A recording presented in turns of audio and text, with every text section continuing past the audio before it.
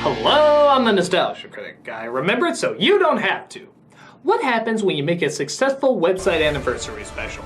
Make an even bigger one the next year, make an even bigger one the next year, and then make the biggest, most viewed, and most expensive one that they've ever made? You say, fuck you! I'm tired and would rather have other people contribute to the fact that I have nothing to offer. These are their table scraps.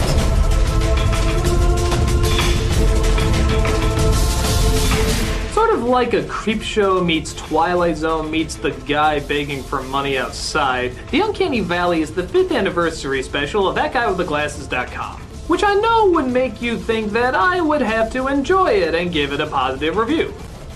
Well, I would if I was fucking in it. I'm not. Instead, we have new characters to introduce to the audience, because quite clearly that paid off so well in the past. So let's take a look at an anniversary special that clearly needed more of yours truly. This is the Uncanny Valley.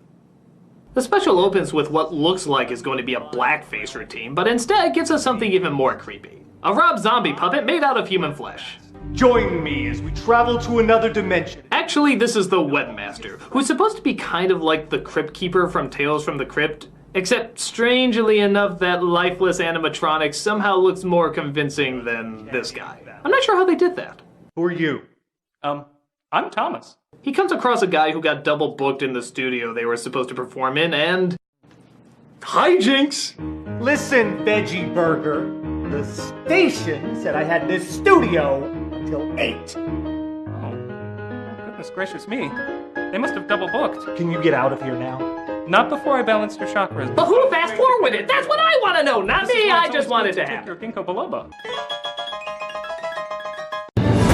This leads to our first story called Dragonborn.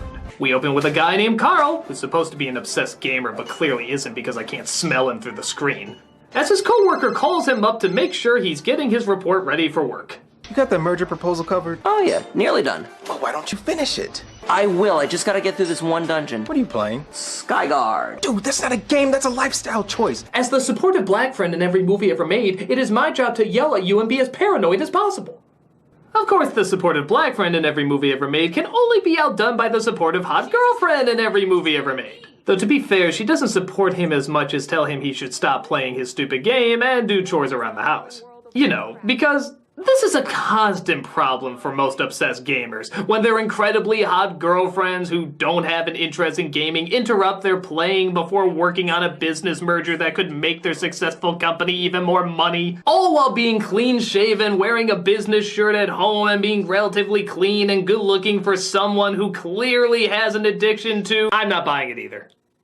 And don't get me wrong, I'm not saying that all gamers are like this. I'm saying that clearly for the addiction that this character is supposed to have, only a truly obsessed, addicted gamer would think they really have a life like this. In fact, we actually have an artist's rendition of what the typical obsessed gamer looks like. They're being way too nice.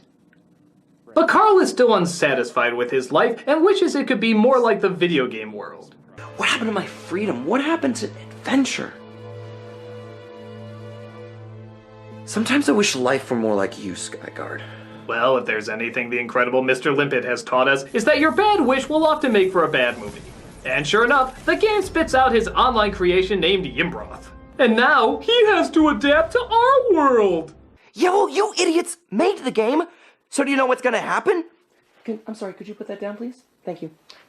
No, you're not gonna win the Nobel Prize! You know, can the trailers for these plots we've heard a million times be reduced down to a single lettered category? It would just make the cliches go faster.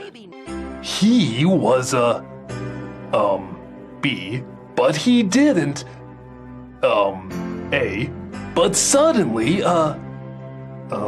let's go with C, and now they, alright, C again, Channel Awesome presents, oh come on, I can think of a better title than those.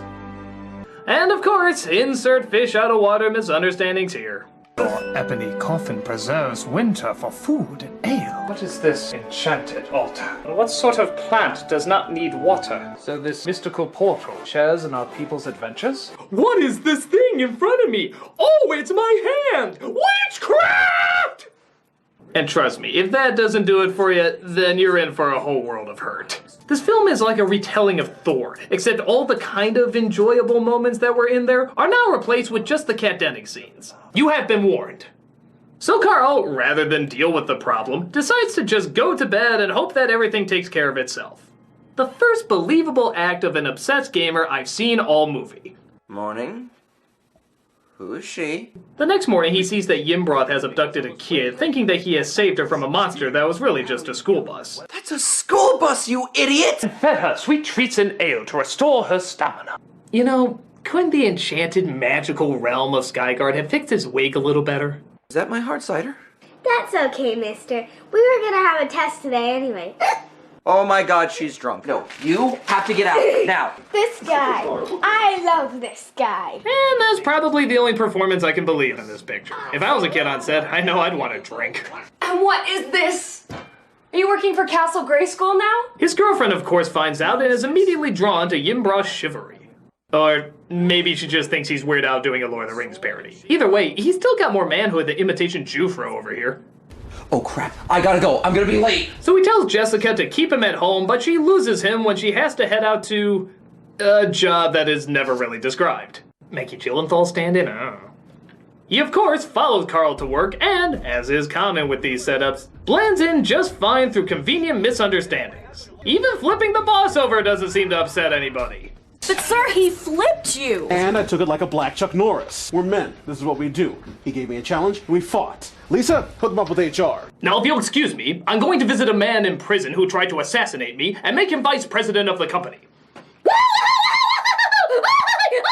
Yimbroth's brought in to motivate the other workers, which naturally pisses Carl off. Almost as much as the fact that Yimbroth is doing better at looking after his sick girlfriend.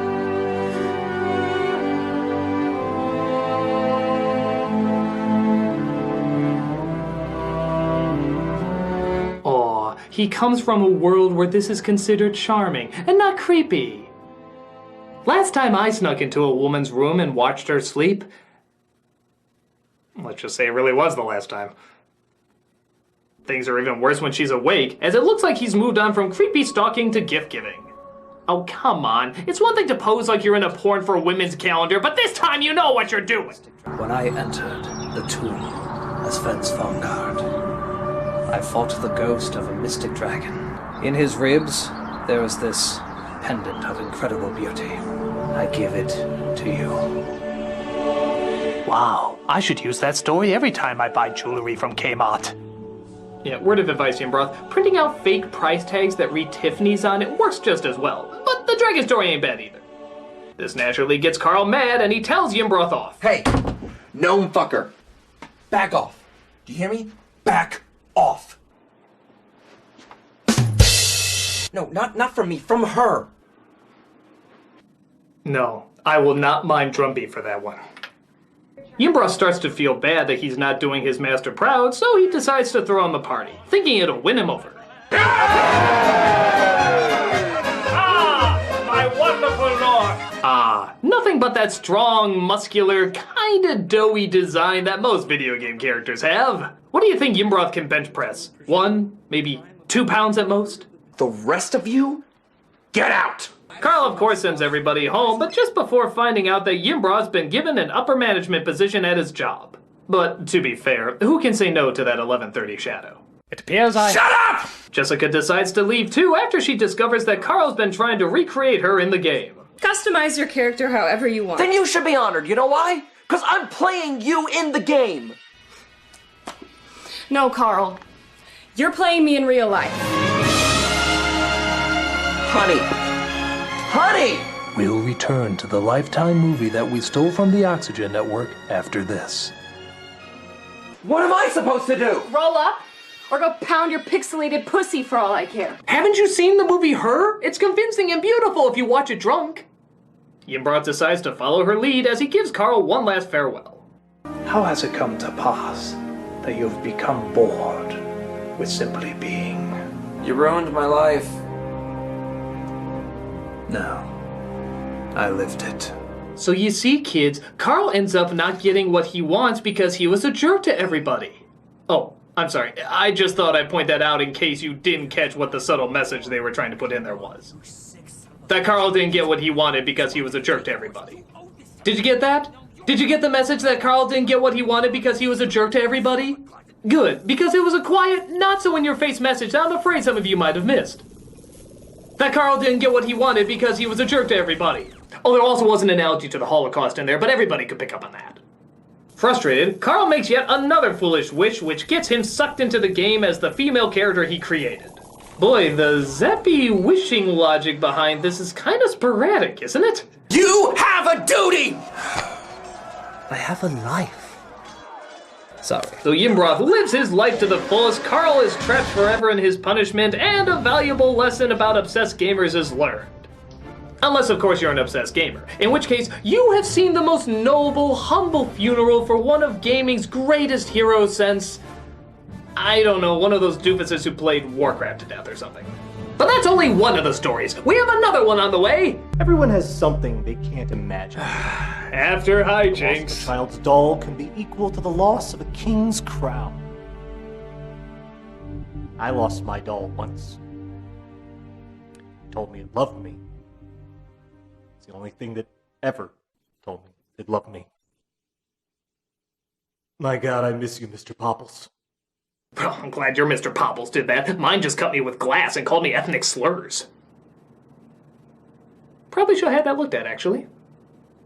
The next one is called Dragged In, and already just its credits have surpassed the plausibility of the last story we saw. But that's where it pretty much stops, as we see a vet is abducted by 2 government agents. Or maybe pallbearers, I don't know. For once I want a person in black suit and shades not to be a government agent. And is taken to a big dark room where I think those guys who control the Avengers make their decisions. 3 days ago, we received the first confirmed communication from beyond our solar system.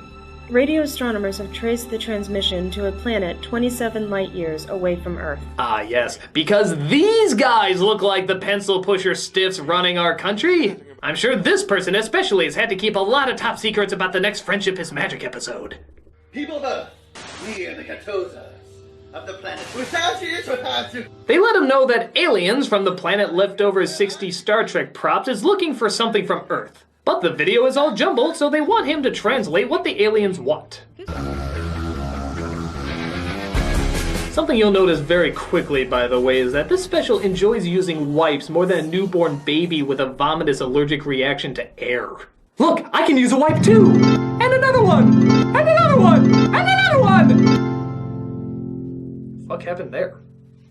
So he translates the message, and it looks like the aliens want all the world's cats. Why? So that all the Channel Awesome producers who have cats can make cameos, of course. I miss that fat There, I found a replacement cat. I don't need him. I woke up this morning and my cats were right here. Look, there's Big Lloyd. I'll give the special one thing. It's a great ad. Why to get dogs? Speaking of which, the aliens that took all the cats find they can't stand the cats. Why? Well, because they're cats. Finally, that's the last of them. Who would have known how difficult it would be to herd these creatures? Ah, so that's what Dr. Claw looked like all this time. Come to think of it, now the name kind of makes sense too. So they return all the cats to Earth and then it just ends. Great story, huh? I hear they had another story about King Kong getting ready to rip up a city to look for a bologna sandwich, but then he finds out he already had a bologna sandwich and then he did nothing. But that was too exciting. The next one is called The Reviewers, starting That's with... when you think you're safe. That's when more hijinks. By the way, I talked to Vanessa. Who? The station manager. You want to see a magic trick? It's called fast-forwarding the filler. It may not seem like much of a trick, but by God, the feeling of joy it gives me sure seems magical. The Reviewers. This one centers around the subject of a web critic looking to get famous despite the fact that he has basically nothing going for him. So, pretty much most web critics. Most. We see our main character trying to get noticed as an online reviewer by dressing up as a vampire and creating a gimmick. Anyway, I read an article one time about people who do this kind of thing for a living. Ha! Now I know this is fake. Nobody's ever written an article about online reviewing. That requires the online demographic to read. Here. What's this? It's chapstick from when you kissed my ass after you see my video. His best friend comes over, who is also interested in this line of so-called work, and manages to make a video himself. You refused to watch that Kissinger movie because it had Ron Silver beardless in it. Okay, that was literally him betraying his roots. And that's something I got a problem with. You know, it's brave that this special tells a story about people making productions with no money put into it at all, by having it made by people making a production with no money put into it at all. Unlike that David and the Dentist video. Did you know that was entirely green screen and David was a CG puppet? In fact, half the video was just a rendering glitch. His friend's video is not big on costs either, or even much reviewing, as all he does is tell giant sci-fi stories that have nothing to do with what he's actually talking about. Well, while we're waiting for the rescue ship to show up, let's talk about Jason Goes to Hell, the final Friday. Well, that's something I know reviewers constantly don't do. Lose focus. Like the time I saw Vin Diesel at the premiere of Fred 3, neither of us would admit why we were actually there, but you might have noticed an edit there, because I got distracted by something that has nothing to do with what we're talking about. My apologies. Now, let us return to our review, Wicker Man 2, I was really Ghost Rider. You might have noticed another edit there, but that happens when you have years of sexual repression building up and then all you can think about is Jessica Lange dressed up as a snowman with her big... You might have noticed another edit. I'm just gonna stop there. So neither of the videos are getting many hits, but to his best friend, that's what matters least. The most important thing to know how you hit the big time is if you have haters. And there's one surefire way to see if the right people are watching. What's that? It's if we have any haters yet. Well, if that's the case, Mel Gibson's career must be going through the roof. They also look to be as popular as the #1 personality on YouTube called the Messiah. Hush, hush, I thought I heard you calling my name now. Hush. And now a reading from the Association. Every time I think I'm the only one who's lonely, someone calls on me. And then along comes Mary. Dude, this empty cup is as sweet as the fudge. Okay, for once in my life, I'm actually gonna give the internet more credit and say this would not be #1 on YouTube. For one, there's no cute animals, racial slurs, or popular musicians dressed like prostitutes. Second, even if it is satire, nothing religious on YouTube will ever get anything past 90 views. I know because those 90 people all go to the same church to ask why nobody watches their sermons on YouTube. So Andy loses his job and he talks it over with his friend and girlfriend, who we're now seeing, and apparently they're all roommates. Hey, 2/3 in isn't the worst time to establish your environment. We all live in this house together, and I cannot carry all 3 of our asses for another month. Hey, I have a job. I appreciate every little thing you do, but without Andy's help... I can find another job. But it's okay because they've gone into quadruple digits because they've gotten a negative response video from... This guy's wearing a shitty store-bought vampire costume that makes him look like Bela Lugosi's retarded faggot stepson. The amazing Steven Dorff? This is just constructive criticism, guys. So you can't get mad at me, because if you get mad at me, you hate criticism. And that defeats the purpose. Fucking faggots. Sounds like Tuesday's fan mail for me. What's the fun of making fun of things if people also can't make fun of us? But they tried to be optimistic as Andy wraps up his thoughts on going into review. Maybe we're not going to be successful right off the bat, but I have to keep trying. As the Messiah once said, I'm just a soul whose intentions are good. Oh Lord, please don't let me be misunderstood. You know, we always called each other good fellas. Like, you tell someone, yeah, you're gonna like this guy. He's alright. He's a good fella. Unless he's a reviewer, in which case you kick him in the nads and piss on his aching scumbag body. The reviewers.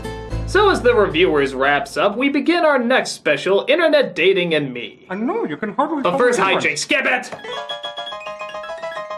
This one centers around Mike J making a documentary of sorts, showing his attempts as an internet personality to try and get dates. You know, I've got legions of fans who will throw themselves at me.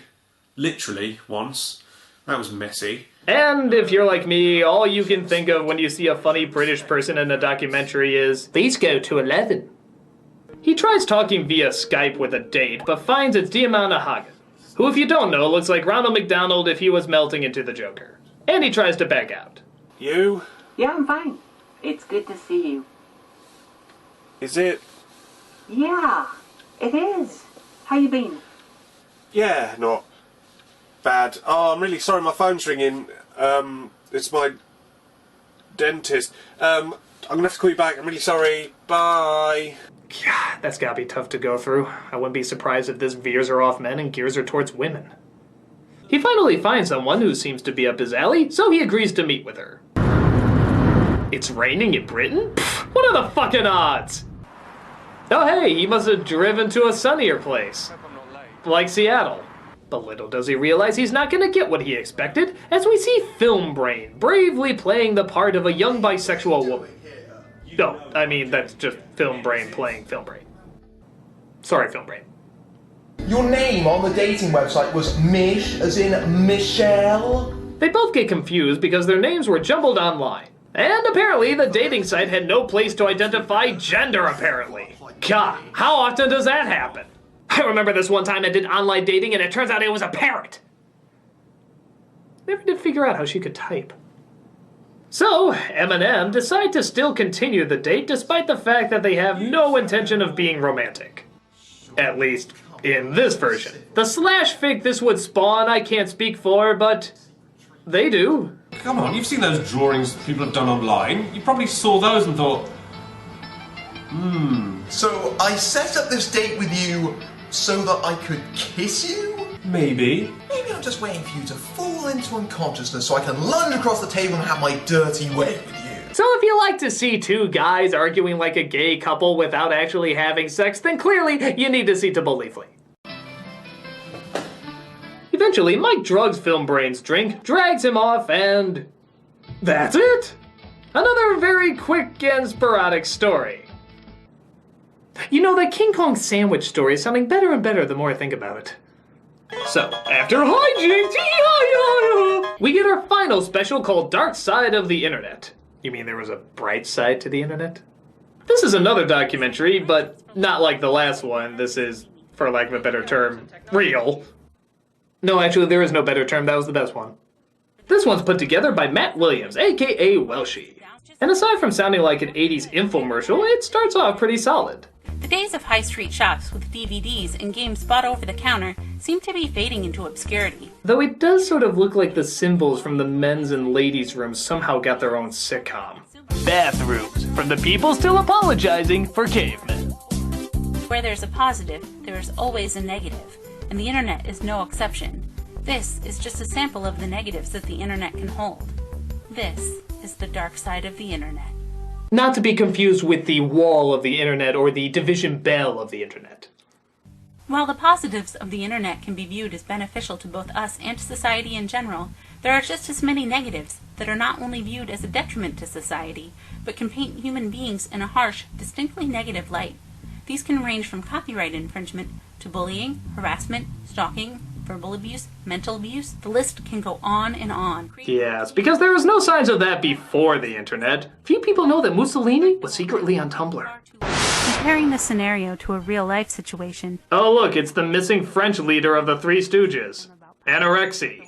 By the sheer fact that they don't agree with you is seen as an insult against you, your character, and your beliefs. So we hear about all the various dangers of the internet, including anonymity, and how it can be used to bully, be a perverted predator, and just all around be a loser douchebag. What are the consequences when the victim gets threats directed to their email, their Facebook page, or even their home address? I guess that's something that I've experienced firsthand. People have anonymity, and so they say things to you that they wouldn't say in person. They have a mask to hide behind. And unfortunately, when you're in the spotlight, when you are a personality who has put themselves forward, people know you better than you know them, and that also makes you a target. Okay, kinda having a hard time finding anything funny about this one.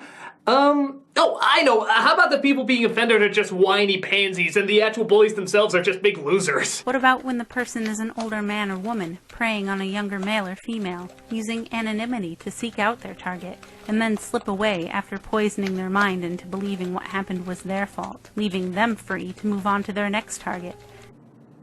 Well, when you put it like that... Not everyone can read a comment and laugh it off, and no one in life is flawless and perfect. Can we go back to the lowbrow penis jokes, please? It was kind of easier to say those weren't funny than having my balls depressed off. People are individuals. Oh, Linkara! Here we go! I do a great Linkara impression! Yeah! People always make fun of my voice! Yeah! Words are important. Words have power and are the basis by which human beings interact with each other. Communication, speech, writing, words are everything, and as a writer, I always take that to heart. Yeah. Okay, so what he says actually makes a lot of sense. In fact, what a lot of these people say actually makes a whole shit ton of sense. Putting fingers to ears because you don't want to hear it isn't enough, because it's happening. It's happening right now while you're watching this, and instead of looking to blame society, video games, the government, or the TV shows we watch, stop looking to others for the problem and look at yourself. Hey! As an American, I take great offense at that. We as Americans always have the right to blame something else. It is our gift of dodging responsibility. This special is saying if we want something fixed, we need to start with the mirror. Well, fine! I can fix you. I can't fix you.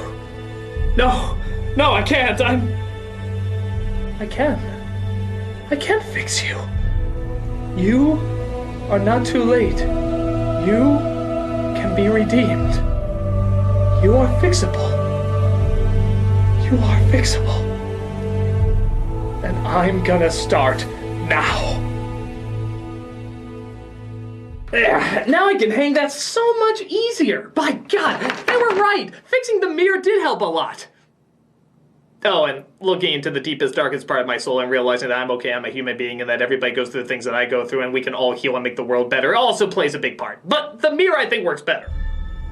Okay, so maybe this special is pretty flawless. It does well showing those who may not understand why hateful comments and trolling and cyberbullying aren't just something to be ignored. And that, in the end, also shows the value of appreciating other people's work. Yeah, I know what this is getting to. The Uncanny Valley isn't perfect, but it at least showcases a lot of talented people doing their thing. And doing it to the best of their ability and having a lot of fun doing it. There's a lot of talent, a lot of creativity, and a lot of hard work that went into this. It's good people making, not classics, but something that others can look at and find enjoyment in. And in the end, why would I ever want to demean something as beautiful as that? Unless you paid a lot of money for me to do so. Which you did, the special sucks. I'm the nostalgia critic, I remember it, so you don't have to.